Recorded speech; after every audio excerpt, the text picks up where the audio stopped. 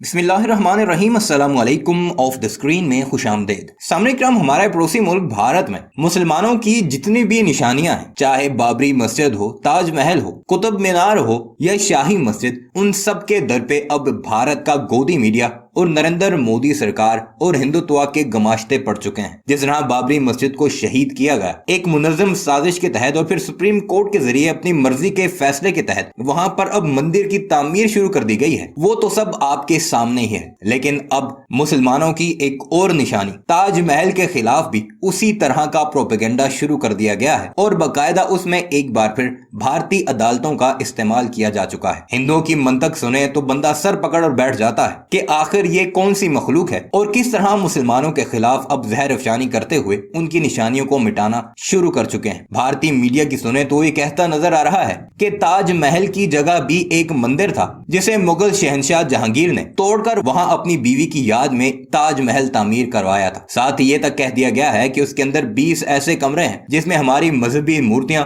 और शिवलिंग वगैरह ना सिर्फ नस्ब है बल्कि उन कमरों को पिछले कई सालों से ताले पड़े हुए हैं। अब इस तरह का एक मनफी प्रोपेगेंडा किया जा रहा है ताकि एक बार फिर ताजमहल को गिराकर वहां पर मंदिर तामीर किया जाए या ताजमहल की बिल्डिंग को जिसे देखने के लिए दुनिया भर के सयाह आते हैं उसे मंदिर में कन्वर्ट किया जाए और वहां पर मूर्तियां रखकर हिंदू बाकायदा उसकी पूजा पाठ शुरू करें। यह है वो भारत का घिनौना चेहरा जो आगे चलकर आप भारत के न्यूज एंकर सुधीर चौधरी की जुबानी सुनेंगे कि किस तरह अब वो प्रोपेगेंडा करके एक बार फिर हिंदुत्व का प्रचार करने वालों को ये तरगीब देते नजर आ रहे हैं कि उस पर भी वैसे ही चढ़ाई करें जिस तरह बाबरी मस्जिद पर उन्होंने चढ़ाई करके उसे शहीद किया था और मुसलमानों की एक और निशानी को भारत के अंदर से हमेशा हमेशा के लिए खत्म किया जाए और वहां पर एक मंदिर बना दिया जाए। आइए आपको लेकर चलते हैं और सुधीर चौधरी की जुबानी वो सारी रुदा सुनाते हैं। मगर वीडियो पर आगे बढ़ने से पहले आपसे गुजारिश है कि हमारे इस चैनल को जरूर सब्सक्राइब कीजिएगा और इस बारे में आप क्या राय रखते हैं और भारतीय मुसलमानों के लिए आपके क्या जज्बात हैं, कमेंट सेक्शन में जरूर तहरीर कीजिएगा।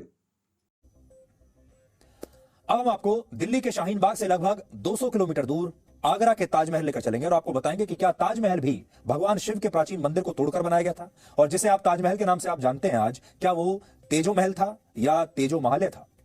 इलाहाबाद हाई कोर्ट में एक याचिका दायर की गई है जिसमें अदालत से ताजमहल के मुख्य हिस्से में स्थित उन 22 कमरों को खोलने की मांग की गई है जहां प्राचीन शिवलिंग होने का दावा है। इस याचिका के मुताबिक ये कमरे अंग्रेजों के जमाने से ही बंद हैं और इनमें हिंदू देवी देवताओं की मूर्तियां, प्राचीन शिवलिंग और शिलालेख मौजूद हो सकते हैं जिनका जिक्र इतिहास की किताबों और दूसरे दस्तावेजों में भी मिलता है। इसी याचिका में यह भी लिखा है कि यमुना किनारे जिस स्थान पर अभी ताजमहल मौजूद है वहां वर्ष 1212 में राजा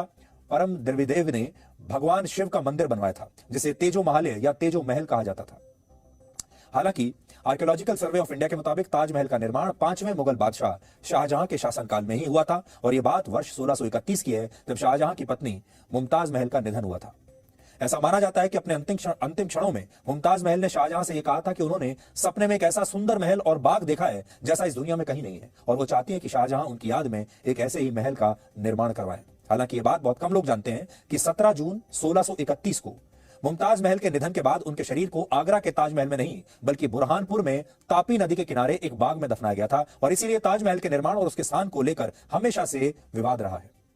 कुछ इतिहासकार यह भी मानते हैं कि यमुना किनारे जिस जगह ताजमहल का निर्माण करवाया गया वहां एक वैदिक मंदिर हुआ करता था जिसका निर्माण 13वीं शताब्दी में हो गया था। अमेरिका के एक और मशहूर इतिहासकार हैं जिनका नाम है स्टीफन नैप। उन्होंने खुद अपने लेखों में इस बात का जिक्र किया है। हमारे देश में अक्सर बहुत सारे लोग हमारे अपने इतिहासकारों की बात मानते नहीं, लेकिन जब कोई विदेशी इतिहासकार इन बातों को लिखता है तो हमारे यहां सब उसकी बात मानने लगते हैं। इसलिए आपको एक अमेरिकी और विदेशी इतिहासकार के बारे में आज हमने बताया। इसके अलावा इस बात के भी साक्ष्य मौजूद हैं कि जिस जगह पर अभी ताजमहल है वहां पर राजा मानसिंह का एक महल हुआ करता था जिसे शाहजहां ने राजा मानसिंह के पोते राजा जयसिंह से खरीद लिया था और इस बात का जिक्र बादशाह नामा नामक पुस्तक में किया गया है। बादशाह नामा वही पुस्तक है जो खुद मुगलों के एक दरबारी इतिहासकार अब्दुल हमीद लाहौरी ने लिखी थी। यानी ये बात तो स्पष्ट है कि जिस जगह पर अभी ताजमहल है वहां पहले भी कोई ना कोई महल हुआ करता था। हालांकि इस बात के साक्ष्य नहीं मिलते कि शाहजहां ने इस इमारत को पूरी तरह से नष्ट किया था या नहीं। एक और बात, ताजमहल के मुख्य हिस्से में जो 22 कमरे मौजूद हैं उनके आकार और बनावट को लेकर कहा जाता है कि ये कमरे पुरानी इमारत का ही हिस्सा हो सकते हैं। दूसरी बात, ताजमहल का निर्माण 1653 में पूरा हुआ था जबकि औरंगजेब ने 1652 में अपने पिता शाहजहां को एक खत लिखा था जिसमें वो ये बता रहे थे कि ताजमहल की इमारत में कई जगह दरारें आ गई हैं और अगर इसकी मरम्मत नहीं हुई तो ये इमारत गिर सकती है। इसलिए सवाल भी उठता है कि जब ताजमहल 1953 में बनकर 1653 में बनकर तैयार हुआ तो औरंगजेब इससे 1 साल पहले इसके जर्जर होने की बात क्यों कर रहे थे। इससे इस बात की संभावना बढ़ जाती है कि ताजमहल किसी पुरानी इमारत पर ही शायद बनाया गया हो। इसे लेकर आधिकारिक रूप से कोई जानकारी नहीं मौजूद है और इन कमरों पर कब ताला लगाया गया था, आखिर इन्हें कब खोल दिया गया। कुछ मीडिया रिपोर्ट्स में यह दावा है कि वर्ष 1934 में निरीक्षण के लिए ब्रिटिश सरकार ने ये ताले खुलवाए थे, लेकिन बाद में इन्हें फिर कभी दोबारा खोला नहीं गया। हालांकि आज हम ताजमहल की कुछ तस्वीरें आपको दिखाना चाहते हैं।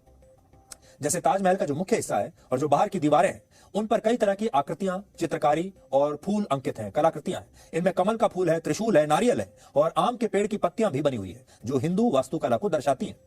इसके अलावा ताजमहल के गुंबद पर जो शिखर है उसमें नारियल, कमल का फूल और कलश की रूपरेखा भी दिखती है, जिससे ताजमहल के मूल निर्माण के बारे में पता चलता है। और यह बात भी सही है कि शाहजहां ने मुमताज की याद में 1631 से 1653 के बीच ताजमहल का निर्माण करवाया, लेकिन इस बात से इनकार नहीं किया जा सकता कि जिस जगह पर ताजमहल बनाया गया वहां पहले से एक ढांचा मौजूद था। समय समय पर इतिहासकारों द्वारा यह संभावना जताई गई कि शाहजहां ने यमुना किनारे जमीन खरीदी और फिर वहां मौजूद महल में कुछ बदलाव करके इसे एक मकबरे में तब्दील कर दिया, लेकिन कुछ इतिहासकार इस बात को सही नहीं मानते। सच क्या है ये जानने के लिए आज हमारी टीम खुद ताजमहल गई, आगरा गई और इस दौरान हमने इतिहास के कई पन्नों को आपके लिए खंगाला है।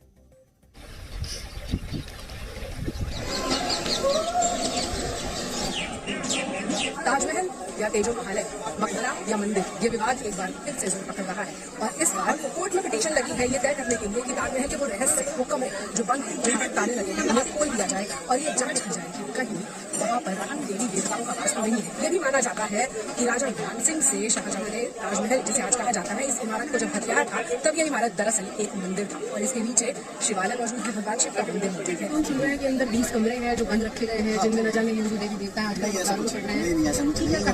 ये पूरा इस्लामिक आर्किटेक्चर है और it is mix with Indo Islamic architecture है। और ये देखो ताजमहल है, मतलब जितनी वो अपनी बातें मतलब वो तो सिर्फ एक उसको बैलेंस करने के लिए बनाए गए 16 स्टोन्स हैं जिसको भी बैलेंस करा जाए, जैसे हवा आती है इसमें आर पार जाती है। वो कोई रेजिडेंशियल पर्पज से यूज नहीं किया गया, वो सिर्फ एक सपोर्ट देने के लिए ताजमहल उसमें होल्स बनाए गए हैं जिससे इसकी नींव मजबूत रहे। अभी जो हालिया सवाल है वो ये है कि ताजमहल में कोई ऐसे 20 कमरे हैं जिन्हें बंद करके रखा गया है, उनकी सच्चाई क्या है? देखिए 20 कमरे हैं, बंद करके नहीं रखा हुआ है, उसे government archaeological survey of India इस्तेमाल कर रही है। ताजमहल के अंदर आप नीचे जाइए, नीचे बाउंड्री वॉल बनी हुई है व्हाइट मार्बल की, एक मस्जिद है उसके सामने ताजमहल दिखता है, उसके अंदर आर्च बने हुए हैं, उस आर्च के बराबर एक लकड़ी का दरवाजा बना हुआ है, उस लकड़ी का दरवाजे खोल के अंदर देख लीजिए वहाँ कमरे हैं। आपने तो